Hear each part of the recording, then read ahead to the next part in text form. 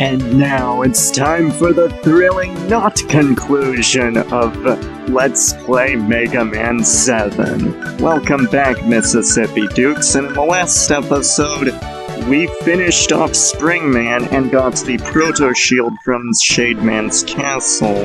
Well, Shademan's stage, that is. We also beat Willy Stage 1, and in this episode, we're gonna get pretty close to the end of the game, but considering how long this game takes and just how a lot of things just are more drawn out, I don't mean that in a bad way, just that this tends to be a longer game than before. This probably won't be the finale. Well, I'm sure it won't be, because it's like the final boss is gonna take a while. I mean, maybe we'll be able to beat him, but nevertheless, even if I do like some perfect no-hit run against the final boss, it's still gonna take some time to beat him, because it just takes time.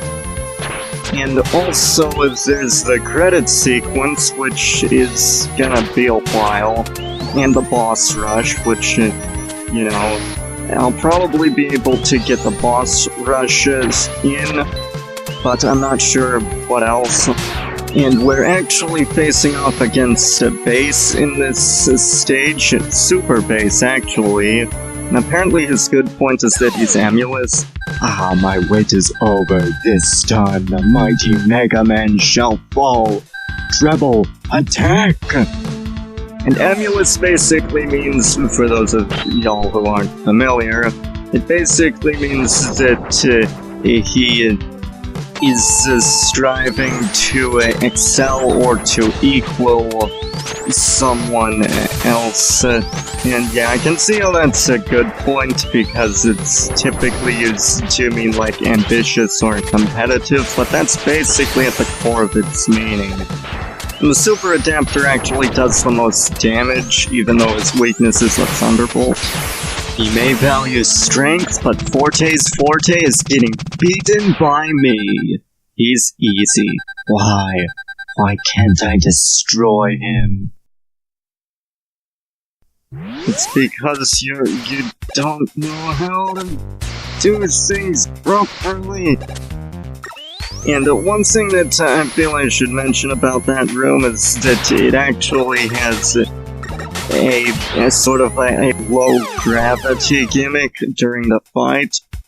For some reason that seems to go away when the fight is over, but yeah. I'm going to be using the Rush Super Adapter for this, because it just makes this stage a whole lot more fun. It makes the entirety of Willy Castle more fun in my eyes. It also makes it fairly easy, but nevertheless, easy isn't necessarily bad. And I do enjoy it. I'll probably show off how to like beat this place without using the Rush Super Adapter in like a future video, like an extra video. But for now I'm just using the Super Adapter because it's like, you know, I may as well show it off. And one thing I do think about the Willy Stages is that the music isn't my favorite. It's alright, it gets the job done, but that's really the most that I can say about it. Now, I do like Springman's theme. That's one thing I should have mentioned in the last video. It's really good. And the upcoming boss is actually called the Gamerizer. I'm not sure how it's pronounced, but it is a really fun boss to fight, because it's like, it requires you to like use your reflexes, and it tests your reflexes and how you can use them and react, because it's not just about like brute forcing it. It also requires you to like slide under him in some pretty cool patterns. It just sort of feels right. And that's one thing I should say about this game, like, even though I've been criticizing it quite a bit, there are a lot of things I love about this game. In fact, I'd argue that it's like my 5th favorite Mega Man game, just behind Mega Man 9, which is number 4. And it's really good. I just enjoy its design, and the bosses are fun and engaging. Yeah, and the final boss is, well, rather infamous for a reason, but still, I enjoy this game's bosses, and even the final boss I find to be very fun to fight. Basically, you need to hit Gamerizer. I still don't know how to pronounce that name, but you need to hit him when his head is exposed, but when he charges at you, you have to, like, use your slide to duck under him, and it just sort of feels right. You know how that is. This game isn't on par with, like, Mega Man 4 on my eyes, but I still enjoy it. And it's funny, like, I hear a lot of people saying that there are people who, like, don't like this game. I've heard more people talk about this mythical group than I've actually seen it. And I'm sure it exists, so it's like, I'm sure there are people who don't like this game, I'm not gonna deny that, but nevertheless, I don't really think they're as prominent as people make them out to be. Honestly. And the next stage actually contains another great boss, the next Willy stage. And I think that these stages in Willy Castle are pretty fun, especially with the super adapter. Although without the super adapter it's harder, but like it's still enjoyable. And I can still get through this place without the super adapter. Like, never is the super adapter mandatory, and I like that. That is good design.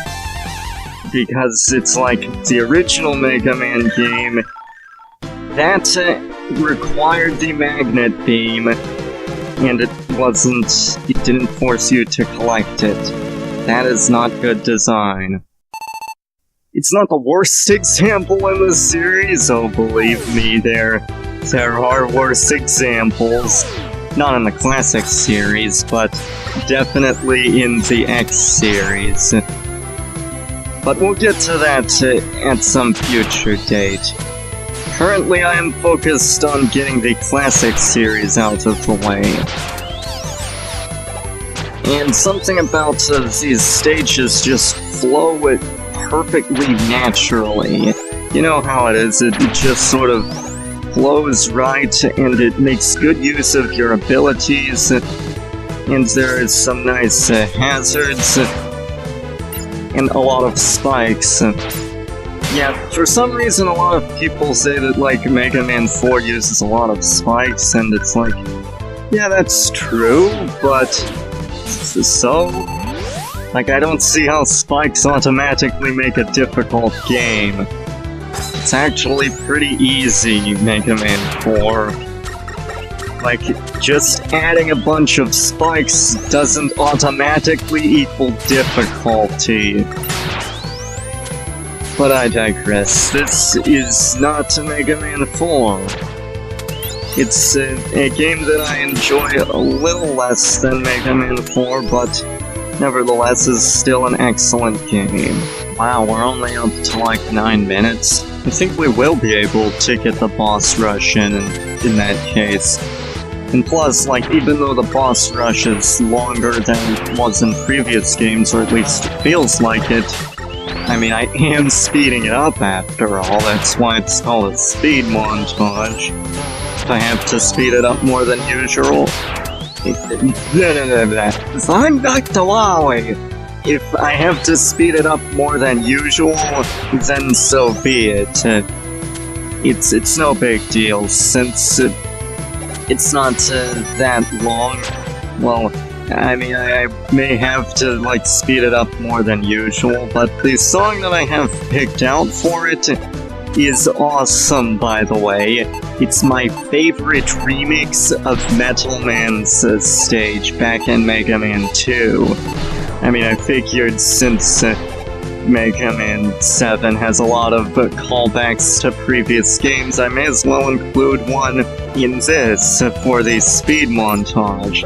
And the fact that, like, when I say that that's my favorite remix, and that's not, like, a super narrow category, that there are tons of remixes, that's a testament to just how well-known, to just how iconic Mega Man 2's soundtrack is.